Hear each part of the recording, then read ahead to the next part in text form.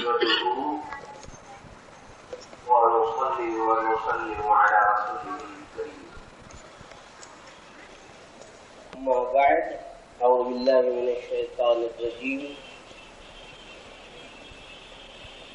بسم الله الرحمن الرحيم.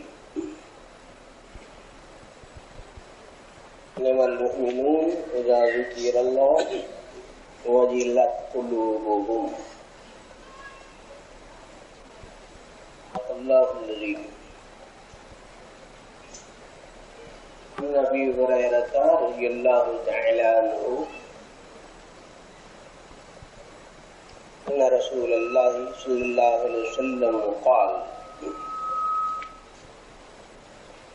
إن الله تبارك وتعالى يقول: أنا مع عبدي إذا ذكرني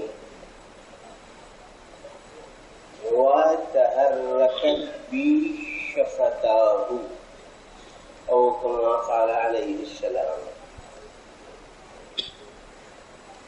محترم بزرگوں، جس طلبہ، اساتذہ قریب و دور سے آئے ہوئے حاضرین سامعین، یہ ہمارے لیے سعادت اور خوش نصیبی کی بات ہے کہ ہمارے درمیان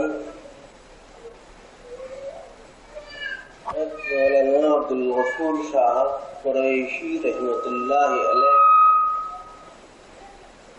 کے فرزند ارجمن موجود ہیں، اور مجھ کو معلوم نہیں رہتا کتنے اور صاحب نور اور صاحب قلب لوگ رہتے ہیں مجالس میں. اللہ کے نام کی کشش نے ان کو یہاں آنے پر آمادہ کر لیا. اللہ تعالیٰ ان کو بے حد جزا دے. میرے دوستو، یہ اب جو مجلس ہے اس مجلس کا کچھ رنگ خصوصی ہے، کچھ رنگ عمومی.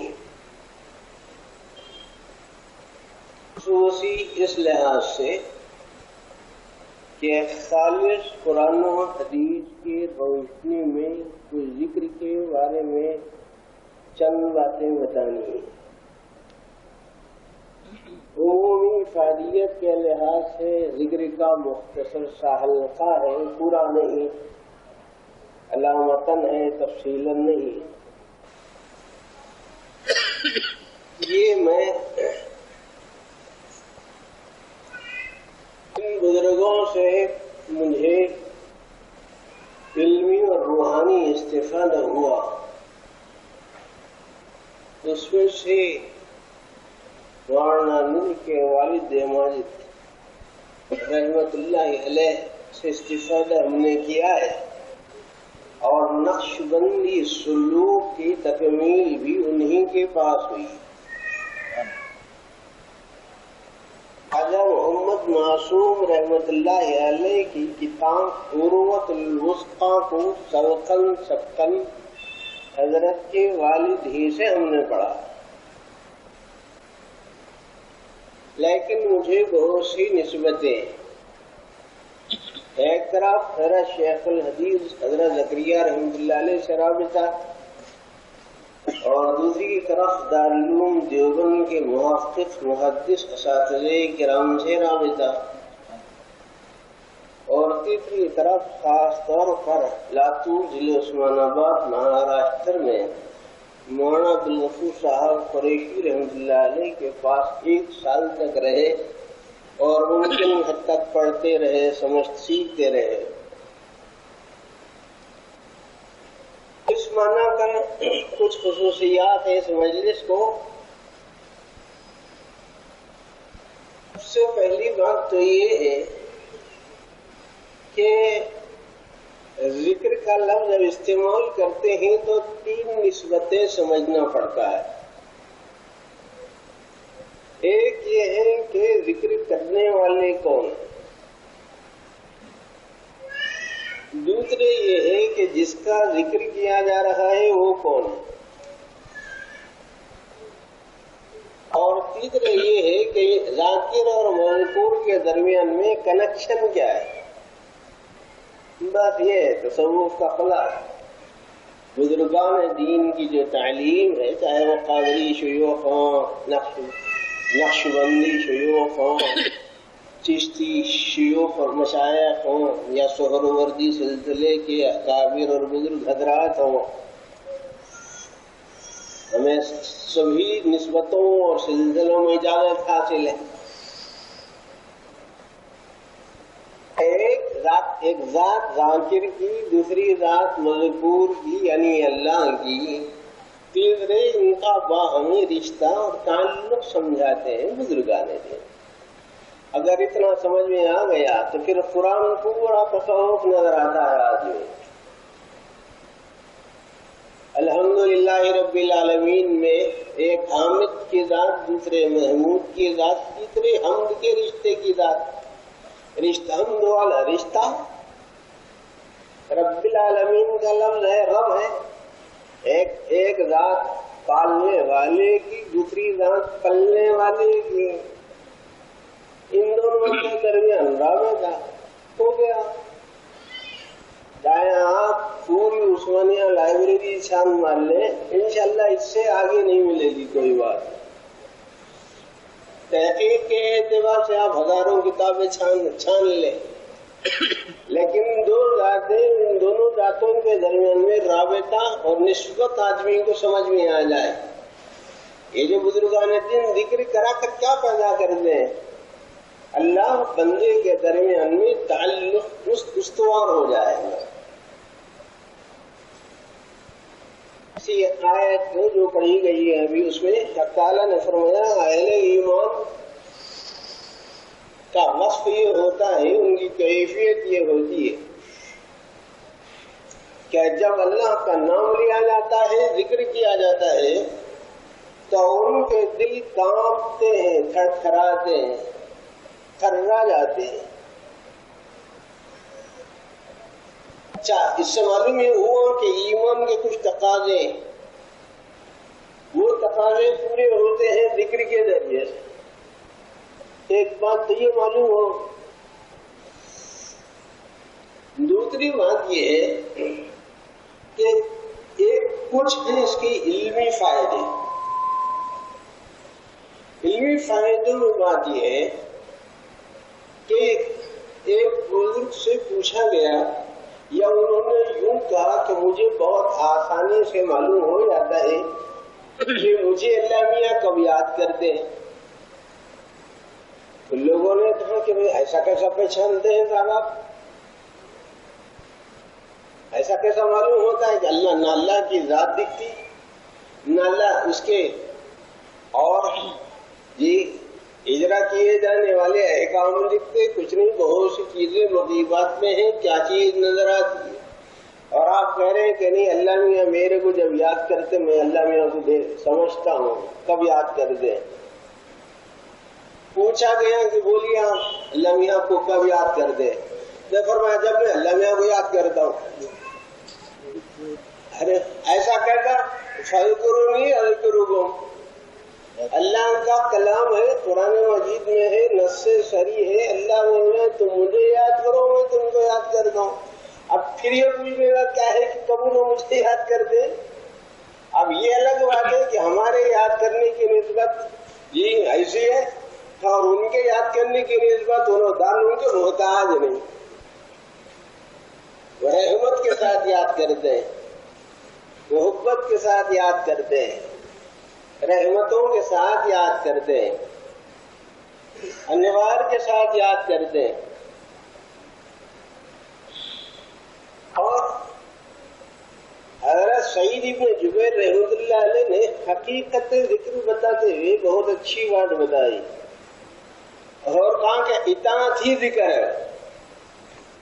اطاعت خداوندی ذکر ہے اور اطاعت رسول ذکر ہے جی. اور لکھا اور عجیب بات لفظ لکھا ہے وَمَن لَمْ يُطِعْهُ لَمْ يَذْكُرْهُ وَإِنْ كَثُرَ صَلَاتُهُ وَتَسْبِيحُهُ.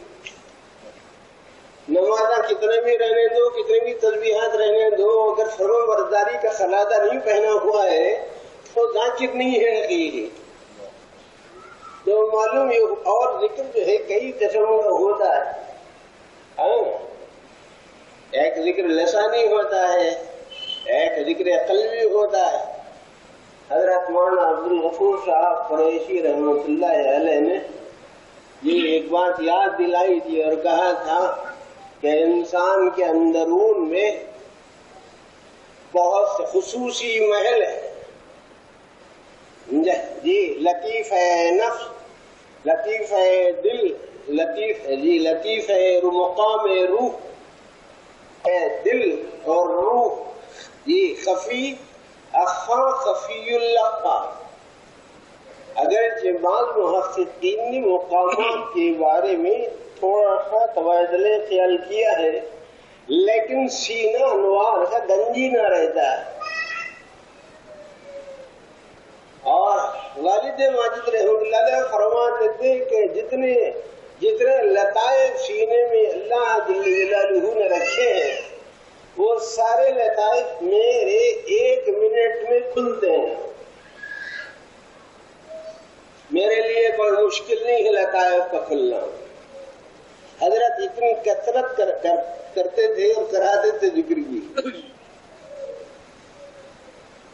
اور مولانا عبدالغفور صاحب قریشی رحمۃ اللہ علیہ کو حضرت مولانا سید حسین احمد صاحب مدنی رحمۃ اللہ علیہ سے جب ملاقات ہوئی اور جب واپس ہونے لگے اپنے گھر تو کہنے لگے کہ روزانہ آپ اس میں 10,000 کریں گے. تو پھر اب کتنے بھی برس گزر جائیں اس کے بعد مولانا یہی کہتے تھے کہ کبھی ناغا نہیں ہوا، کبھی ناغا نہیں ہوا. ایک مرتبہ 12 برس کے بعد حضرت مولانا حسین احمد صاحب مدنی رحمۃ اللہ علیہ سے کہیں گے کہ صاحب ذکر چل رہا ہے آپ کا دیا ہوا. بڑے صاحب ذکر آدمی تھے، صاحب قلب آدمی تھے، بڑے اچھے بزرگ تھے. اللہ تعالیٰ ان کی قبر کو نور سے بھر دے اور سچائی کے ساتھ اور علم حق کی گہرائیوں کے ساتھ اللہ پاک راستہ چلائے اور تکمیل فرمائے. میرے دوستو، اللہ جل جلالہ نے قرآن مجید میں ایک خاص بات فرمائی ہے.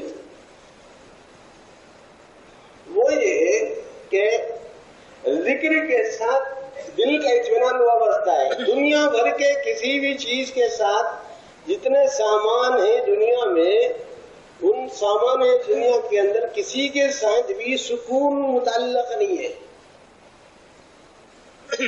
الذین آمنوا وتطمئن قلوبهم بذکر اللہ الا بذکر اللہ تطمئن القلوب. اب یہ سینکڑوں میلوں کا دورہ کرتے رہتے ہیں مختلف علاقوں میں، وہ جانتے اچھی طرح سمجھتے ہیں کہ جہاں کہیں بھی جاتے ہیں وہاں سکون مفقود. کوئی 1000 پتی ہوگا، کوئی 1,00,000 پتی ہوگا، کوئی کروڑ پتی ہوگا، کوئی یہاں سے ان سے ملیں گے، ان سے ملیں گے، سارے ساز و سامان والے ملیں گے، لیکن جب کھودا کریدا جائے گا تو معلوم یہ ہوا اگر آپ پوچھ لیں کہ صاحب آپ کے پاس سکون نام کی کوئی چیز ہے تو یوں کہیں گے کہ صاحب سب ہے بس وہ ایک چیز نہیں ہے. کیوں؟ اس کی وجہ یہ ہے کہ سامان سونے کے ساتھ، چاندی کے ساتھ، سامان کے ساتھ اطمینان نہیں ہے. اطمینان کا تعلق ذکر سے راست ہے. الذین آمنوا وتطمئن قلوبهم بذکر اللہ الا بذکر اللہ تطمئن القلوب. اسی لیے ذکر کیا کرایا جاتا ہے تاکہ ایک ماحول بن جائے. انفرادی بھی ہوتا ہے، اجتماعی بھی ہوتا ہے، کچھ انتظامن ہوتا ہے، کچھ حکمتن ہوتا ہے، کچھ سبب کے درجے میں ہوتا ہے، کوئی راستہ رہتا ہے، وہ مقصود نہیں رہتا.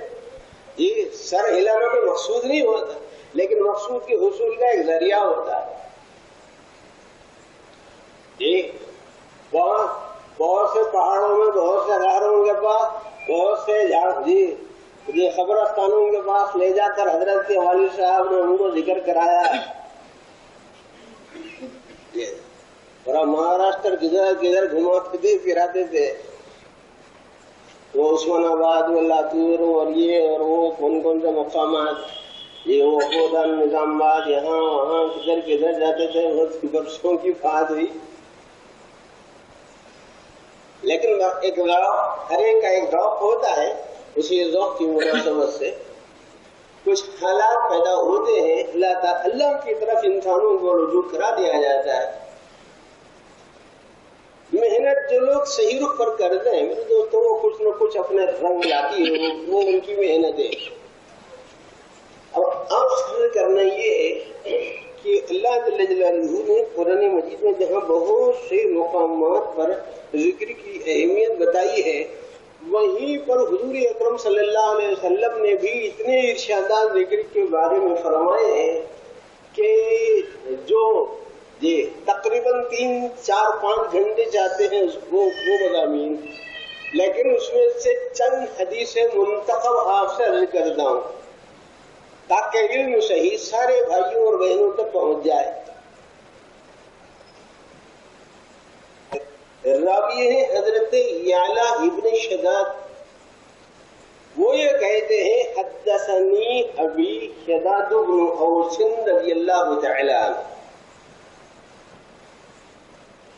حضرت یعلا کہتے ہیں کہ میرے ابا روایت شداد بن اوس رضی اللہ تعالیٰ عنہ روایت کرتے ہیں اور کہتے ہیں کہ وعبادۃ بن الصامت حاضر یشہد, اور حضرت عبادہ بن صامت رضی اللہ تعالی عنہ, صامت رضی اللہ تعالی عنہ موجود تھے. یصدق, وہ تصدیق بھی کریں گے. کیا تصدیق انہوں نے کیا کی؟ حضور اکرم صلی اللہ علیہ وسلم وہ کہتے ہیں, صحابہ کہتے ہیں کنا عند النبی صلی اللہ علیہ وسلم, ہم لوگ نبی صلی اللہ علیہ وسلم کے پاس تھے. خصوصی روایت ہے, ہم لوگ حضور صلی اللہ علیہ وسلم کے پاس تھے. حضور صلی اللہ علیہ وسلم نے خاص بات فرمائی, هل فیکم غریب, تم میں سے کوئی اجنبی, اہل کتاب, غیر مسلم, کوئی ایسا شخص ہے؟ تو صحابہ نے کہا قلنا لا یا رسول اللہ, کہ نہیں اللہ کے رسول نہیں, ہم میں کوئی غریب نہیں, ہم میں کوئی اجنبی نہیں, ہم میں کوئی غیر مسلم نہیں, کوئی نامانوس نہیں. تو پھر کیا کیا؟ امر بغلق الابواب, آپ نے دروازے بند کرنے کا حکم دیا اور فرمایا کہ ارفعوا ایدیکم, اپنے ہاتھ اٹھاؤ, اپنے ہاتھ اٹھاؤ. اور پھر فرمایا قولوا لا الہ الا اللہ, لا الہ الا اللہ بولو, کہو لا الہ الا. سب فرفعنا ایدینا ساعتا, ہم لوگوں نے کچھ دیر, کچھ وقت, کچھ لمحے, کچھ وقت گزرا کہ ہم ہاتھ اٹھائے رہے. کلمہ طیبہ انہوں نے پڑھا, لا الہ الا اللہ پڑھے. تو حضور صلی اللہ علیہ وسلم نے کچھ وقت توقف کے بعد فرمایا, اللہ سے دعا کرتے ہوئے کہا اللہم, اے اللہ, الحمدللہ, اللہ تعالیٰ کی تعریف کی. اب اے اللہ انت بعثتنی بہذہ الکلمہ, اس کلمے کے ساتھ آپ نے مجھے مبعوث کیا ہے. لا, آپ نے مجھے اس کلمے کے ساتھ مبعوث فرمایا ہے.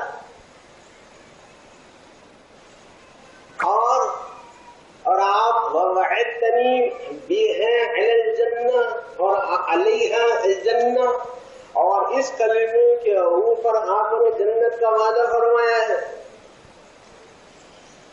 وانت لا تخلف المیعاد, اے اللہ آپ وعدہ خلافی نہیں کرتے, آپ وعدہ خلافی نہیں کرتے. یہ فرمایا، اور اس کے بعد فرمایا الحمدللہ ابشروا ان اللہ قد غفر لکم، خوشخبری لے لو اللہ پاک نے تمہاری مغفرت کر دی ہے۔ امام احمد بن حنبل رحمۃ اللہ علیہ نے اپنی مسند میں اور طبرانی نے، محدث طبرانی نے معجم میں اس حدیث کو نقل کیا۔ اب بہت سی باتیں کھل جانا چاہیے، اگر اتنی بات کسی ساتھی کے ذہن میں آ گئی تو بہت سی باتیں سمجھ میں آ جائیں گی۔ ایک اور بات سنیے، ایک صحابی فرماتے کہ کان رسول اللہ صلی اللہ علیہ وسلم یمر فی طریق مکہ، حضور اکرم صلی اللہ علیہ وسلم مکے کے راستے میں جا رہے تھے، سرکار دو عالم صلی اللہ علیہ وسلم مکے کے راستے میں جا رہے تھے، جب ایک مقام آیا، پہاڑ آیا ہے، آپ نے ارشاد فرمایا سیرو سیرو، چلو، ہاذا جمدان، ہاذا جبل جمدان، یہ جمدان نام کا پہاڑ ہے، یہ جمدان نام کا پہاڑ ہے۔ اور پھر اس کے بعد فرمایا وَسَبَقَ الْمُفَرِّدُونَ، مفرد لوگ آگے بڑھ گئے۔ تو صحابہ کو تعجب ہوا جو آپ کے ساتھ تھے، کہنے لگے کہ یا رسول اللہ مل مفردون، صحابہ تشنا نہیں رکھتے تھے، کوئی سوال کوئی بات سمجھ نہیں آتی تو کھلے دل سے پوچھ لیا کرتے، اور وہی سادگی اور سوچی کا اثر تھا۔ اسی لیے بزرگوں نے کہا ہے کہ 1,00,000 امام بخاری، 1 کروڑ امام بخاری بھی ایک صحابی کے درجے کو نہیں پہنچ سکتے۔ صحبت کا کوئی بدل نہیں، جس شخص کے اوپر صحابی کا لفظ آ گیا تھا، بڑے سے بڑا خطوب، بڑے سے بڑا بدل، بڑے سے بڑا وطد، بڑے سے بڑا مخیر، بڑے سے بڑا ابرار، بڑے سے بڑا صالح، بڑے سے بڑا شہید اور بڑے سے بڑا ولی، ان مکتوب رہنے دو، اخیار رہنے دو، اقطاب رہنے دو، قطب الارشاد رہنے دو، قطب المدار رہنے دو، قطب المحام رہنے دو، کچھ بھی رہنے دو، قطب تکوین رہنے دو، وہ سب صحابی کے راستے کی چپل کی دھول ہے، صحابی کے درجہ کوئی نہیں حاصل، ان کا مقام اپنی جگہ پر۔ اگر فرق مراتب نہ کوئی زندگی، اگر مراتب کا فرق نہ رکھا گیا تو پھر آدمی دین سے ہٹنا شروع ہو جاتا ہے۔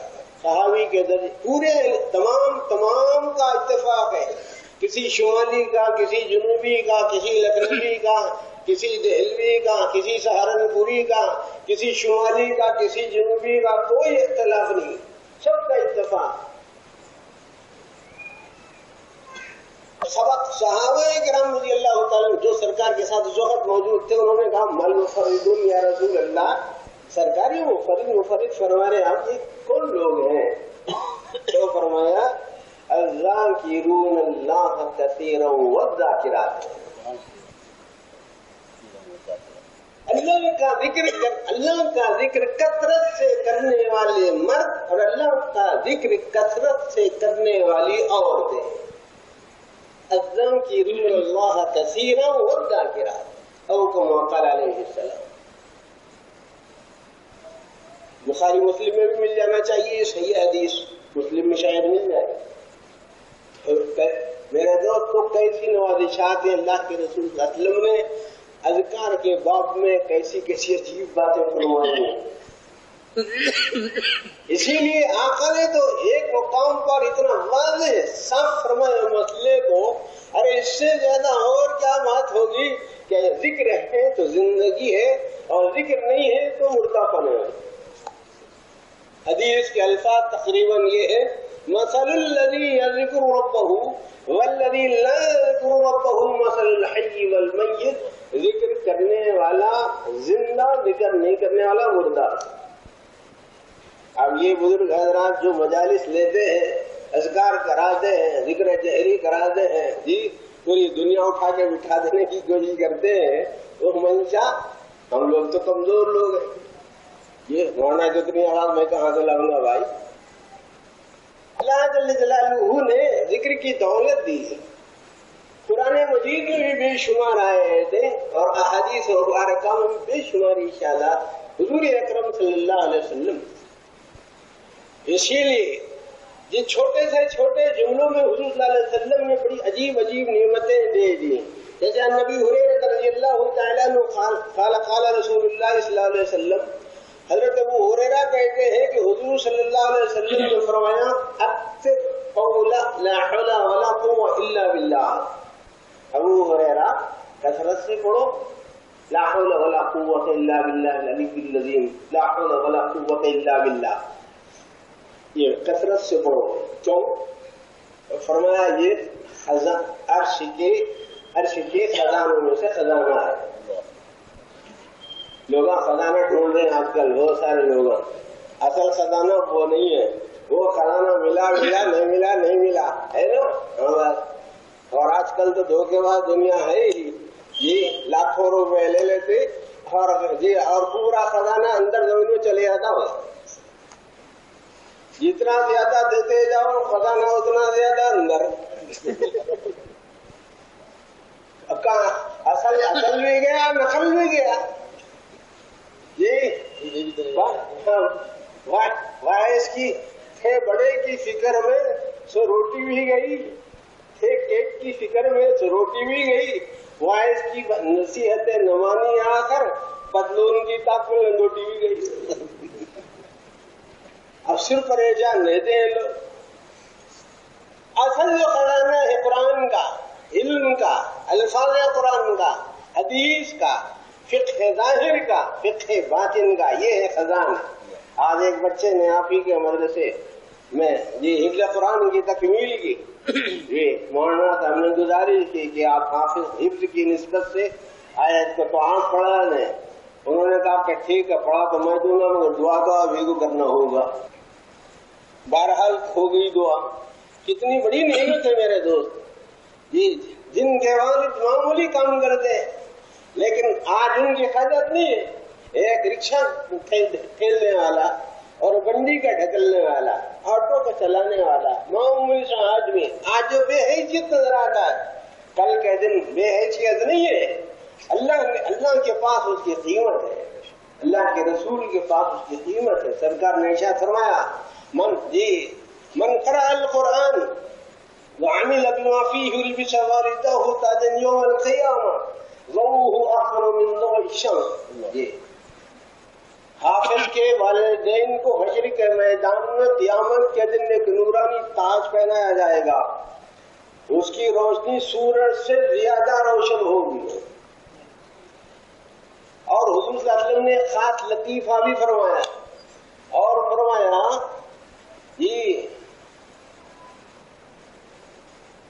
بیوتکم الدنیا لو کانت فیکم، وہ صورت تمہارے گھر کے کونے میں سے نکل رہا ہو. فما ظنکم بالذی عمل بہذا. حافظ کے والدین کو، ماں باپ کو یہ تاج اللہ تعالیٰ فرمائیں گے قیامت کے دن، تو حافظ کو کیا دیں گے وہ سوچو. ماں باپ کو پھگٹ میں مل رہا ہے مسئلہ، تو پھر حافظ کو کیا مل رہا ہوگا. اور ایک حافظ بن گیا تو اتنی مسرت. اور اگر ان جیسے محنت کرنے والے دوست احباب مل کر ہزاروں انسانوں کو، بچوں کو حافظ بنا رہے ہیں، تو میرے دوست کیا زیادہ ہے ہم کچھ بتا سکتے ہیں؟ نہیں بتا سکتے. اللہ کے رسول صلی اللہ علیہ وسلم نے یہ باتیں ارشاد فرمائی. اسی لیے ایک طرف ذکر کرنا ہے اور ذکر کی برکات کو حاصل کرنا ہے اور اللہ تعالی کا قرب خاص لینا ہے. ایک میت عمومی موجود ہے، ایک میت خصوصی بھی لے لینے کا ہے نا. انا مع عبدی اذا ذکرنی، جب ذکر کرتا ہے کوئی تو اللہ تعالیٰ کہتے ہیں کہ میں ساتھ ہوتا ہوں ساتھ میں. اور حدیث کے الفاظ یہ ہیں، امام بخاری رحمۃ اللہ علیہ بھی نقل کرتے ہیں، امام بخاری بھی نقل کرتے ہیں، غالباً مسلم میں بھی ملتی ہوگی. امام بخاری کی روایت ہے یہ وَتَحَرَّكَتْ بِي شَفَتَاهُ. اللہ تعالیٰ یہ کہتے ہیں کہ جس وقت اس کے ہونٹ ذکر کے لیے میری یاد کے لیے ہل رہے ہوتے ہیں اس وقت میں اس کے ساتھ ہوتا ہوں. کیوں؟ اگر خالی زبان سے اور ہونٹوں سے ذکر کریے تو اللہ ساتھ ہو جاتے ہیں. کیوں بھائی؟ اگر کوئی سراپا ذکر بن گیا تو ہاں یہ کسی نفس بھی دل بھی ذاکر، روح بھی ذاکر، خفی بھی ذاکر، اخفا بھی ذاکر، خفی الاخفا بھی ذاکر، پورے لطائف بالکل مکشوف، پورے انوار ظاہر. انسان سراپا اگر ذکر بن جائے، اللہ کی یاد بن جائے. اسی لیے والد ماجد رحمۃ اللہ نے ایک عجیب جملہ فرماتے تھے، کہتے تھے کہ ارے خدا کا بندہ، اللہ کا بندہ کون ہے معلوم ہے تم لوگوں کو؟ ہمارے کو کیا معلوم تھا یہ اللہ کا بندہ کون ہوتا ہے؟ تو اللہ کا بندہ وہ جس کو دیکھ کے اللہ یاد آ رہا ہے. اور ہم لوگوں کو دیکھ کے کون یاد آتا؟ بات دیکھو، سیدھا سینما کا ایکٹرس. کسی کو بازار یاد آتا، کسی کو دکان یاد آتی، کسی کو بیوی بچے یاد آتے، کسی کو کچھ، کسی کو مال یاد آتا، کسی کو سونا چاندی یاد آتا، کسی کو ہیرے جواہرات یاد آتا. اور حقیقت میں اللہ کا بندہ وہ ہے جس کو دیکھ کر اللہ کی یاد آئے.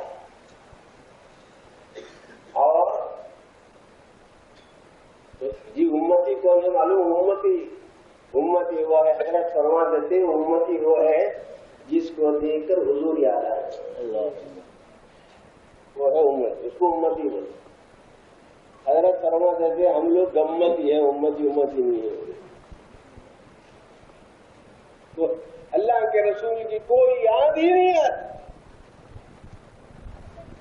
اس دل میں اپنے آپ کو بنانا ہے، ذاکر بنانا، فکر مند بنانا، اور دوسری طرف علم کے ذریعے سے، تحقیق کے ذریعے سے اللہ تعالیٰ کی جو عطائیں ہیں جی علم اور فکر کے اعتبار سے ان جی صحیح نتائج تک پہنچنے کے لیے اللہ سے دعائیں کرتے رہنا، ممکن پیش قدمی کرتے رہنا. اس بات کی کوشش کریں. اور خاص طور پر اس بات کو یاد رکھو بھائی یہ جو ذکر ہوتا ہے نا، اس ذکر کے اندر خاص طور پر جس بات کو مضبوط رکھا جاتا ہے وہ یہ ہے کہ اللہ تعالیٰ کو، اللہ تعالیٰ کے نور میں ڈوبے ہوئے ہونے کا تصور بالعموم دے دیا جاتا ہے. جیسے مچھلی پانی میں ہوتی ہے نہیں تو دائیں بائیں، آگے پیچھے، اوپر نیچے، اندر باہر جس طرح پانی رہتا ہے ہر طرح، اسی طرح ذکر کے دوران خاص طور پر اس وقت کا شعور تازہ رہنا چاہیے کہ میں اللہ کے نور میں ڈوبا ہوا ہوں جیسے مچھلی پانی میں. ایک شعور تو یہ رہنا، اور دوسرا شعور یہ رہنا ہے کہ حضور اکرم صلی اللہ علیہ وسلم کے واسطے سے اللہ تعالیٰ کا یہ فضل خصوصی پیران طریقت کے واسطے سے اپنے مرشدین کرام کے قلب کے توسط سے ہمارے دل میں وہ نور اور محبت آ رہے ہیں، انوار اور حبی لہریں آ رہی ہیں. اس سے زیادہ استفادہ ہوتا ہے. یہ اچھا، اس میں خاص طور پر شعور کیا رہنا ہے؟ دے رہے خاص طور پر شعور یہ رہنا ہے کہ لا الہ الا اللہ جس وقت کہیں، اس کو 12 تسبیح کا ذکر کہتے ہیں جو تھوڑا ہوگا لیکن ترتیب سمجھ میں آ جائے آپ حضرات کو. 200 بار ہے لا الہ الا اللہ، 400 بار ہے الا اللہ، اور 600 مرتبہ ہے اللہ اللہ. اس کو 12 تسبیح بولتے ہیں، 12 تسبیح کا ذکر کہا جاتا ہے. زمین کے طور پر اللہ اللہ کی ایک تسبیح اور یا حی یا قیوم کی ایک تسبیح، چونکہ وجودی شعور بھی دیا جاتا ہے اسی لیے یا حی یا قیوم کی تسبیحات بھی اپنے پاس موجود ہے. اور خاص طور پر لا الہ الا اللہ کہتے وقت اس وقت کا شعور رکھنا کہ مثال اس کی بہت آسانی سے یہ سمجھنا ہے کہ جیسے ایک چولہے کے پاس چمٹے کے ذریعے سے کوئی کوئلہ نکالا جاتا ہے یا یہ چمٹے کے ذریعے سے انگار پکڑ کر نکالا جاتا ہے، ایک جگہ سے اٹھا کر دوسری جگہ ڈالا جاتا ہے، اسی طرح کلمہ لا، حرف لا، لفظ لا جو ہے نا اس کی صورت بھی چمٹے کے جیسی ہے. اس لا کے ذریعے سے غیر کو دل سے پکڑ کے نکال کے باہر کر دینا، دل میں جو بھی غیر ہے اس کو ہٹانا. فکر کرنا ہو.